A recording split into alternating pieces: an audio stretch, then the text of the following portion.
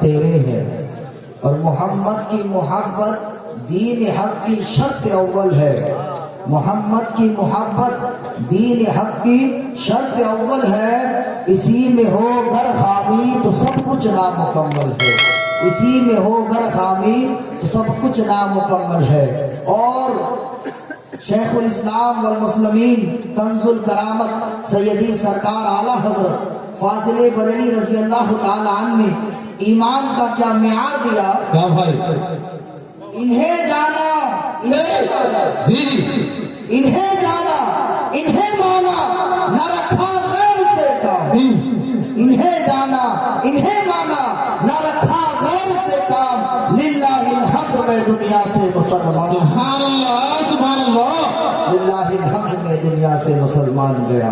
حضرات محترم، آپ سب حضرات بخوبی اس بات کو جانتے ہیں کہ یہ اسٹیج ایک معیاری اسٹیج ہے، کیونکہ یہ ایک اہل علم کا اسٹیج ہے اور ایک ادارے کا اسٹیج ہے۔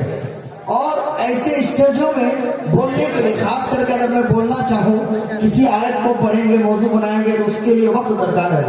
اس لیے میں بہت ہی تیزی کے ساتھ اور سب سے پہلے بھرے مجمع میں آج میں اس بات کو بتانا چاہتا ہوں کہ اس پورے جلسے کی چمک دھمک کا سب سے پہلا جو مالک ہے وہ ادارہ حاضہ مدرسین ہے۔ کیوں؟ اس لیے کہ اس ادارہ حاضہ کے مدرسین نے شب و روز محنت و مشقت کر کے بچوں کو عالم، فاضل، حافظ بنایا اور ان کی رسم دستار کے لیے اس جلسے کو سجایا۔ اور میں خود ایک مدرس ہوں تو جانتا ہوں کہ شب و روز ہمارے مدرسین حضرات کتنے مصائب و آلات کا سامنا کرتے ہیں، بلکہ اس وقت دین کا سب سے بڑا خادم وہ ہمارا مدرسین ہے۔ حضرات محترم، تو میں زیادہ ادھر ادھر نہ جا کر کے، کیونکہ وقت بہت کم ہے، بڑی تیزی کے ساتھ میں اپنی بات کو آپ کے سامنے رکھوں۔ حضرات محترم، اللہ رب العزت نے قرآن پاک میں ارشاد فرمایا، قد جاءکم من اللہ نور، تحقیق کہ تمہارے پاس اللہ کے جانب سے ایک نور آیا۔ اور قد کے ماضی میں تحقیق کے لیے گویا کہ without any doubt he come without any doubt from Allah to you, from Allah to you۔ اب اس نور سے مراد کیا ہے؟ اس نور سے مراد آپ کے ہمارے آقا جناب محمد رسول اللہ صلی اللہ تعالی علیہ وسلم کی ذات مبارک ہے۔ حضرات محترم، میرے آقا صلی اللہ علیہ وسلم کی بعثت سے قبل بہت سارے معجزات کا ظہور ہوا۔ ان معجزات میں سے ایک معجزہ یہ ہے، علامہ شیخ محدث دہلوی رحمۃ اللہ علیہ لکھتے ہیں کہ جب میرے اور آپ کے آقا جناب محمد رسول اللہ صلی اللہ علیہ وسلم حضرت آمنہ کے پیٹ میں تھے، حضرت آمنہ فرماتی ہے اس دور میں پانی کی بڑی دقت تھی، پانی لینے کے لیے لوگوں کو جنگلوں میں، بیابانوں میں کنویں کا رخ کرنا پڑتا تھا۔ حضرت میں توجہ چاہوں گا، حضرت آمنہ فرماتی ہے کہ جب مصطفیٰ میرے پیٹ میں تھے اور میں مکے کی کافرہ اور مشرکہ عورتوں کے ساتھ پانی لینے جاتی تو میں کیا دیکھتی، اور عقل کا تقاضا بھی ہے کہ پانی کنویں سے اٹھانے کے لیے ایک ڈول کی ضرورت ہے، ایک بالٹی کی ضرورت ہے، ایک رسی کی ضرورت ہے، پھر اس بالٹی میں رسی کو لگا کر کے جھکنے کی ضرورت ہے اور پانی کو نکالنے کی ضرورت ہے۔ حضرت آمنہ فرماتی ہے جب مکے کی کافرہ اور مشرکہ عورتوں کی باری آتی ہے تو انہیں ڈول اور رسی کی ضرورت پڑتی ہے، وہ پانی میں جھک کر کے کنویں میں پانی نکالتی ہے۔ لیکن حضرت آمنہ فرماتی ہے کہ جب میری باری آتی ہے میں بالٹی کنویں کے قریب لے جاتی ہوں، کنویں کا پانی خود چل کر میرے بالٹی میں آ جاتا ہے۔ موقع کی کافرہ مشرکہ عورتیں حیران و پریشان اور پوچھتی ہے، اے آمنہ بتا ماجرا کیا ہے؟ عقل کا تقاضا تو یہ ہے کنویں سے پانی نکالنے کے لیے رسی کی ضرورت پڑے، بالٹی کی ضرورت پڑے، لیکن اے آمنہ تمہیں ڈول اور رسی کی ضرورت نہیں پیش آتی ہے۔ آمنہ ذرا بتا ماجرا کیا ہے؟ غیب سے اللہ کی بارگاہ سے آواز آتی ہے، اے مکے کی کافرہ اور مشرکہ عورتیں سنو، تمہارے پیٹ میں جو بچہ ہے وہ دنیا کا عام بچہ ہے۔ آمنہ کے پیٹ میں جو بچہ ہے وہ کوئی عام بچہ نہیں، وہ محمد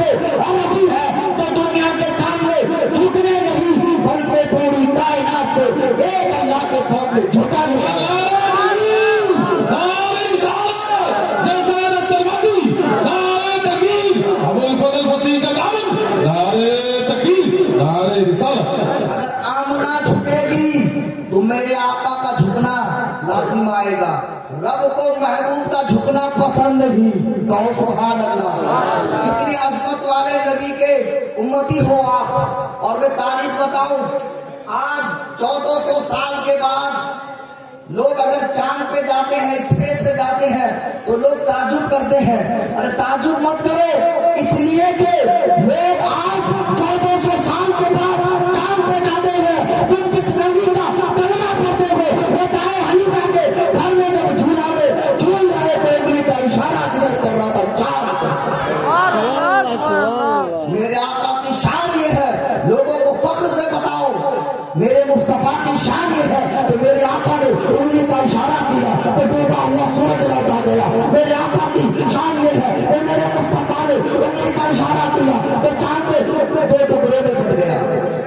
और हजरत आमना फरमाती है कि मुस्तफा की अजमत और शान ये है कि जब नबी मेरे पेट में थे, मैं जंगलों में चलती तो कंकरिया मेरी बारगाह में सलातो सलाम पेश करती। अस्सलातो वस्सलामु अला उम्मे रसूलिल्लाह। हज़रात मोहतरम, ये आपका हमारे आकाए दो जहां सल्लल्लाहु ताला अलैहि वसल्लम की शान है। अब बताइए, अक्ल का तकाजा तो यही है कि आदमी के अंदर अगर कुव्वत गोयाई हो, जिसके अंदर अल्लाह ने लुत्फ का मादा डाला, बोल वही सकता है। बोलने के लिए जबान की जरूरत है ना हजरत। लेकिन आओ नबी दो आलम सल्लल्लाहु अलैहि वसल्लम की शान और अजमत देखो। अबू जहल हुजूर के बारगाह में आता है, कंकरियों को मुट्ठी में बंद करता है और कहता है, मोहम्मद बता मेरे हाथ में क्या है? तो दीवाने झूम जाओ, मेरे और आपके आका जनाब मोहम्मद रसूलुल्लाह हज़रत अबू जहल को कहता है, ऐ अबू जहल मुझे बताने की जरूरत नहीं, तुम्हारे हाथ में क्या है? अगर मैं मोहम्मद इजाजत दे दूं तो तुम्हारे हाथ में जो है वो खुद बोलने पड़ेगा। मेरे आका की ज़बाने मुबारक से ये कलमा निकलना था। अबू जहल के मुट्ठी में जो कंकरी थी, जो बेज़बान पत्थर था, वो हुजूर के सामने अस्सलातु वस्सलामु अलैका या रसूल अल्लाह सुभान अल्लाह। लब्बैक या रसूल अल्लाह। आप लोग लगाइए लब्बैक या रसूल अल्लाह। लहराते हुए अपने गुलामियत का सबूत है। लब्बैक या रसूल अल्लाह, लब्बैक या रसूल अल्लाह, लब्बैक या रसूल अल्लाह। हज़रात मोहतरम, बस में खत्म कर दो 2 मिनट। हज़रात मोहतरम, उसी नबी दो आलम सल्लल्लाहु अलैहि वसल्लम की औलादों में से एक औलाद अल्लामा अश-शाह सुल्तान आरिफीन सैयद मोहम्मद फसीही रहमतुल्लाह अलैह, सुनेंगे ना? जी जी। अल्लामा सैयद मोहम्मद फसीही रहमतुल्लाह अलैह। लोग बहुत कहते हैं फसीह सिलसिला क्या है? Who was the Mohammad फसीही? तो उन्हें कह देना, the great Islamic scholar, the great Islamic writer, the great Islamic poet that called Mohammad फसीही। काशिफे राज़े हकीकत शाह मौलाना फसी। कहिए सुभान अल्लाह। काशिफे राज़े हकीकत शाह मौलाना फसी। हरे नूरे रसूलुल्लाह शाह मौलाना। नारे तकबीर, नारे रिसालत, नारे रिसालत। जैसे दस्तरबंदी अबुल फजल फसीह का दामन, नारे तकबीर, नारे रिसालत। हज़रात मोहतरम, आज आपके यहाँ दस्तारबंदी का रस्म है। आज उमूमन हिंदुस्तान में जो मुरव्वजा निसाब है, उसकी एक जो मियाद है, उस मियाद की तायीन 8 साल है। आज एक बच्चे को आलिम, मुफ्ती, कारी, हाफिज बनने के लिए 8 साल का अरसा लगता है। और मैं बिला तमसील मुबालगा से कोई काम नहीं लूंगा। जो किताब तज़किरा फसीह में मज़कूर है, बस आप तक पहुंचा दूं। अल्लामा शाह सैयद मोहम्मद फसीह रहमतुल्लाह अलैह 19वीं सदी में पढ़ने गए और 21वीं सदी में तमाम मुरव्वजा दर्सियात में महारत तामा हासिल कर लिए। कितने साल लगे? 3 साल। और सुनिए, 3 साल में अल्लामा शाह सैयद मोहम्मद फसीह रहमतुल्लाह अलैह ने इतना इल्म हासिल किया, अल्लाह ने उनको इतना नवाजा कि पूरे हिंदुस्तान में मौलाना फसीह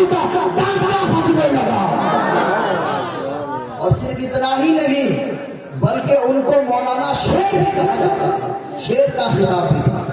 سید علامہ سید ابو الوفا فصیح رحمۃ اللہ علیہ، صاحبان الہند رحمۃ اللہ علیہ، ان کا ایک شعر سنیے. اور بہت لوگ اس شعر کو پڑھتے ہیں، شاید شاعر کا نام نہ پتا ہو. جی بھائی، وہ ہر عالم کی رحمت ہے کسی عالم میں ہو جاتے. جی جی، وہ ہر عالم کی رحمت ہے کسی عالم میں بھی ہو جاتے.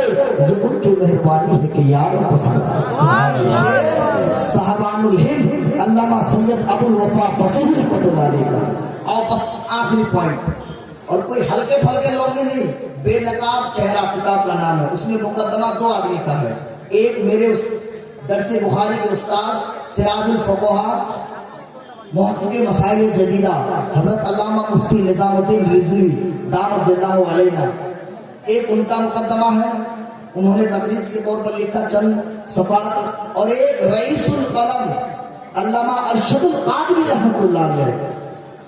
اہل علم سب جانتے ہیں رئیس القلم کون ہے. اب میں آپ کو ایک پوائنٹ بتا کے بس ختم. علامہ ارشد القادری رئیس القلم تقریر میں لکھتے ہیں کہ صاحبان الہند سید ابو الوفا فصیح رحمۃ اللہ علیہ اس وقت ان کے دور میں جب مفتی اعظم رحمۃ اللہ علیہ حیات میں تھے، اور یہ جس جلسے میں جاتے تھے لوگ سمجھتے تھے کہ سید ابو الوفا فصیح آئے ہیں تو جلسہ کامیاب یہ ہے کہ وہ بہت بڑے عالم دین، رائٹر اور بہترین شاعر بھی تھے اور بہت بڑے مناظر تھے. علامہ مشتاق نظامی نے خون کے آنسو دیوبندیوں کی جو رد کیے ہیں اس میں جگہ جگہ حضرت کا حوالہ دیے ہیں. اس لیے پڑھنے کی ضرورت ہے، مطالعے کی ضرورت ہے، تاریخ پڑھنے کی ضرورت ہے. حضرات محترم، اب آخری بات ختم. حضور سیدی سرکار علامہ مصطفیٰ رضا کا حضور مفتی اعظم ہند رحمۃ اللہ علیہ بریلی شریف کے عرس میں سید ابو الوفا فصیح رحمۃ اللہ علیہ کی شرکت ہوتی ہے. علامہ ارشد القادری لکھتے ہیں کہ بریلی شریف میں وہ بھی علمی مرکز، ہندوستان کی جان ہے بریلی شریف، علمی مرکز، علم کا سمندر ہے. وہاں بریلی کے مرکز میں، اہل سنت والجماعت کے مرکز میں جب علامہ سید ابو الوفا فصیح رحمۃ اللہ علیہ کے اشعار پڑھے گئے، حضرت نے جو اشعار لکھے تھے وہ اشعار پڑھے تو وقت کا بہترین مفتی اعلیٰ حضرت کا نور نظر مفتی اعظم ہند نے اپنے جیب خاص سے 50 روپیہ اس وقت نکال کر سید ابو الوفا کو تحفے دے دیا. 50 روپیہ.